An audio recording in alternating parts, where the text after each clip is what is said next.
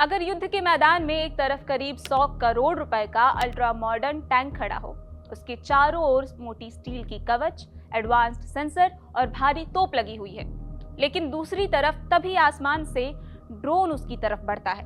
आकार इतना छोटा कि आपकी हथेली में समा जाए और कीमत मुश्किल से 40-50 हजार रुपए।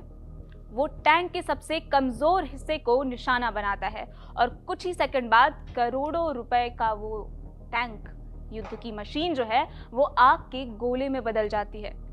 अगर एक छोटा सा ड्रोन करोड़ों रुपए के टैंक को तबाह कर सकता है, तो क्या पूरी दुनिया को, अपनी सेनाओं को इस नए बदलाव के हिसाब से ढालना पड़ेगा? यही सवाल आज दुनिया की लगभग हर बड़ी सेना खुद से पूछ रही है। द वॉल स्ट्रीट जर्नल ने हाल ही में युद्ध पर एक डिटेल्ड एनालिटिकल स्टडी पब्लिश की है। इस स्टडी के मुताबिक 21वीं सदी का युद्ध अब केवल टैंक, लड़ाकू विमान, एयरक्राफ्ट कैरियर और महंगी मिसाइलों का खेल नहीं रह गया है। आने वाले युद्धों का फैसला उन देशों के हाथ में होगा जो डेटा को सबसे तेज समझेंगे, एआई का सबसे बेहतर इस्तेमाल करेंगे और हजारों बिना चालक वाले हथियारों को एक साथ कंट्रोल कर पाएंगे। अगर पिछले 100 सालों का इतिहास देखें तो सैन्य ताकत का पैमाना हमेशा हथियारों का आकार और संख्या से तय होता था। द्वितीय विश्व युद्ध में हजारों टैंक, शीत युद्ध के दौरान परमाणु हथियारों की दौड़ और 1991 के खाड़ी युद्ध में स्टील्थ विमान और प्रिसीजन मिसाइलें। फिर दुनिया ने मान लिया कि जिसके पास सबसे महंगे हथियार होंगे वही सबसे ताकतवर होगा।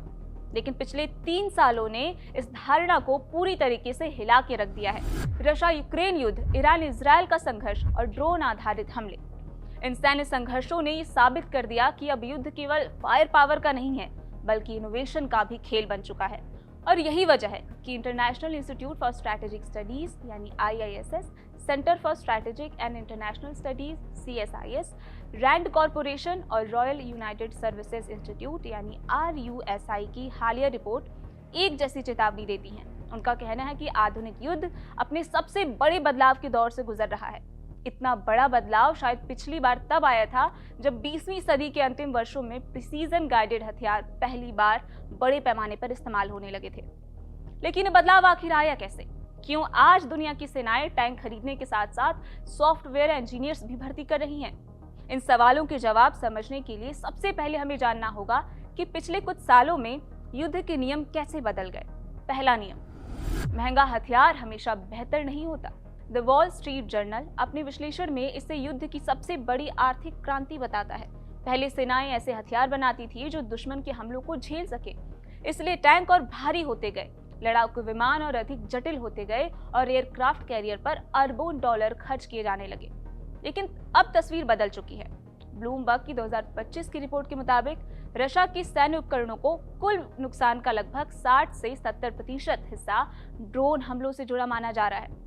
यह आंकड़ा सिर्फ एक युद्ध का रिकॉर्ड नहीं है, बल्कि पूरी दुनिया की सैन्य सोच बदल देने वाला संकेत है। एक आधुनिक टैंक की कीमत कई करोड़ रुपए हो सकती है, लेकिन उसे नष्ट करने वाला FPV यानी फर्स्ट पर्सन व्यू ड्रोन कई बार कुछ हजार डॉलर या भारतीय मुद्रा में कुछ लाख रुपए से भी कम कीमत में तैयार हो जाता है। यानी हमलावर का खर्च बेहद कम, लेकिन बचाव करने वाली की लागत कई गुना ज्यादा। रक्षा विशेषज्ञ स्थिति को कॉस्ट एसिमेट्री कहते हैं। द वॉल स्ट्रीट जर्नल के मुताबिक अब युद्ध का सवाल ये नहीं है कि दुश्मन को नष्ट किया जा सकता है या नहीं। असली चुनौती ये है कि क्या कोई देश हर बार लाखों रुपए के ड्रोन को रोकने के लिए करोड़ों रुपए की इंटरसेप्टर मिसाइलें खर्च कर सकता है। दूसरा नियम, अब युद्ध के मैदान का नया राजा है ड्रोन। कुछ साल पहले तक ड्रोन का इस्तेमाल मुख्य रूप से निगरानी के लिए किया जाता था। वे आसमान से तस्वीरें लेते थे, दुश्मन की गतिविधियों पर नजर रखते थे और सैनिकों को जानकारी पहुंचाते थे। लेकिन आज उनकी भूमिका पूरी तरीके से बदल चुकी है।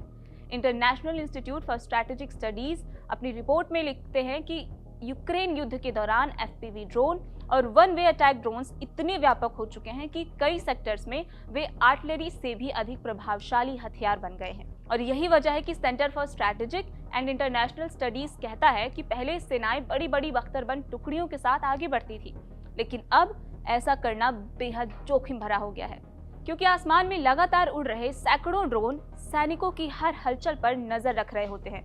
जैसे ही किसी इलाके में टैंक या सैनिकों की बड़ी संख्या दिखाई देती है, कुछ ही मिनटों में उनकी लोकेशन आर्टिलरी, मिसाइल यूनिट या आत्मघाती ड्रोन तक पहुंच जाती है। अब सेनाएं बड़ी टुकड़ियों के बजाय छोटे छोटे मोबाइल समूहों में आगे बढ़ रही हैं। ताकि दुश्मन के ड्रोन उन्हें आसानी से पहचान न सके। लेकिन बात सिर्फ यहीं तक सीमित नहीं है। आसमान में सैकड़ों ड्रोन उड़ रहे हैं, सैटेलाइट लगातार तस्वीरें भेज रहे हैं, रडार हजारों गतिविधियों को ट्रैक कर रहे हैं, जमीन पर मौजूद सैनिक लगातार नई जानकारी भेज रहे हैं। इतनी जानकारी को एक इंसानी कमांडर अकेले कुछ मिनटों में समझ ही नहीं सकता।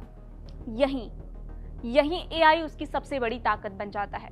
Centre for Strategic and International studies यानी CSIS के अनुसार भविष्य का युद्ध केवल ड्रोन का नहीं होगा, बल्कि उस AI एनेबल्ड किल चेन का होगा जो सेंसर, डेटा, लक्ष्य की पहचान और हथियारों को एक ही डिजिटल नेटवर्क में जोड़ देगा। इस बदलाव की एक वास्तविक मिसाल यूक्रेन में देखने को मिलती है। द इंडियन एक्सप्रेस ने रक्षा विश्लेषकों के हवाले से बताया है कि यूक्रेन का delta battlefield management system drone, satellite, radar और जमीनी यूनिट से आने वाली जानकारी को एक साझा डिजिटल स्क्रीन पर जोड़ देता है। इसका सबसे बड़ा फायदा यह है कि लक्ष्य की पहचान से लेकर हमला करने तक का समय, जो पहले कई बार घंटों का होता था, अब कुछ ही मिनटों में सिमट सकता है। लेकिन अगर AI और ड्रोन इतने प्रभावी हैं तो उन्हें रोकेगा कौन? यहाँ काम आता है एक ऐसा हथियार जो दिखाई नहीं देता लेकिन पूरे युद्ध की दिशा बदल सकता है। ये है इलेक्ट्रॉनिक वॉरफेयर। आज के ज्यादातर ड्रोन GPS, रेडियो लिंक या सैटेलाइट कम्युनिकेशन पर निर्भर करते हैं। अगर दुश्मन इन सिग्नलों को जाम कर दे या उन्हें गलत दिशा में मोड़ दे तो सबसे आधुनिक ड्रोन भी अपना रास्ता भटक सकता है। और यही वजह है कि रशिया और यूक्रेन के बीच आज केवल मिसाइलों की लड़ाई नहीं चल रही, बल्कि radio frequency, signal jamming, spoofing और साइबर हमलों की भी लगातार जंग जारी है। International Institute for Strategic studies का कहना है कि आधुनिक युद्ध में अब केवल बेहतर ड्रोन बनाना पर्याप्त नहीं है, उतना ही जरूरी है ऐसे नेटवर्क तैयार करना जो दुश्मनों की जैमिंग और इलेक्ट्रॉनिक हमलों के बावजूद काम करते रहें। लेकिन इसका भी तोड़ युद्ध के मैदान में देखा गया है। अब एक ड्रोन नहीं बल्कि सैकड़ों ड्रोन एक साथ हमला करेंगे। अगर सामने एयर डिफेंस सिस्टम मिले तो 300 या 500 ड्रोन का एक झुंड उस एयर डिफेंस सिस्टम की कमजोरी तलाश करते हैं और उस कमजोरी को निशाना बनाकर एयर डिफेंस सिस्टम से बचकर टारगेट पर हमला करते हैं। इसे ड्रोन स्वार्म वॉरफेयर कहा जाता है। CSIS का मानना है कि AI से चलने वाले ड्रोन स्वार्म भविष्य में पारंपरिक एयर डिफेंस सिस्टम के लिए सबसे बड़ी चुनौती बन सकते हैं, क्योंकि किसी एक विमान को रोकना आसान है, लेकिन अलग अलग दिशाओं से एक साथ आने वाले सैकड़ों ड्रोन्स को रोकना बहुत मुश्किल। यही एक पुराना सैन्य सिद्धांत फिर से चर्चा में आ जाता है, OODA लूप, यानी observe, Orient, decide and act. इसे अमेरिकी सैन्य रणनीतिकार जॉन बायट ने विकसित किया था। रैंड कॉरपोरेशन और कई नाटो सैन्य अध्ययन मानते हैं कि AI इस पूरे निर्णय चक्र को तेजी से कर सकता है। एल्गोरिदम कुछ ही सेकंड में हजारों सेंसर इनपुट का विश्लेषण करके कमांडर को सबसे बेस्ट ऑप्शन सुझा सकते हैं। तो क्या इसका मतलब ये है कि टैंक, फाइटर जेट और एयरक्राफ्ट कैरियर का दौर खत्म हो चुका है?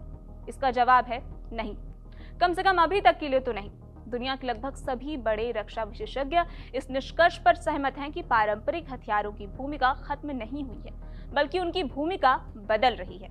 International Institute for Strategic studies अपनी रिपोर्ट में स्पष्ट लिखता है कि यूक्रेन युद्ध ने टैंकों की कमजोरियों को जरूर उजागर किया है, लेकिन इसका अर्थ ये नहीं है कि टैंक अब किसी काम के नहीं रहे, बल्कि अब उन्हें एक्टिव प्रोटेक्शन सिस्टम, बेहतर इलेक्ट्रॉनिक काउंटर मेजर्स और ड्रोन के साथ गहरे इंटीग्रेशन की जरूरत होगी।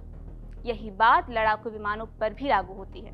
5th और 6th जनरेशन फाइटर एयरक्राफ्ट अब केवल अपनी रफ्तार या स्टील क्षमता के कारण महत्वपूर्ण नहीं होंगे, बल्कि सबसे बड़ी ताकत ये होगी कि ये कितनी तेजी से दूसरे विमानों, ड्रोन, अवैक्स, सैटेलाइट और जमीनी रडार के साथ डेटा साझा कर सकते हैं।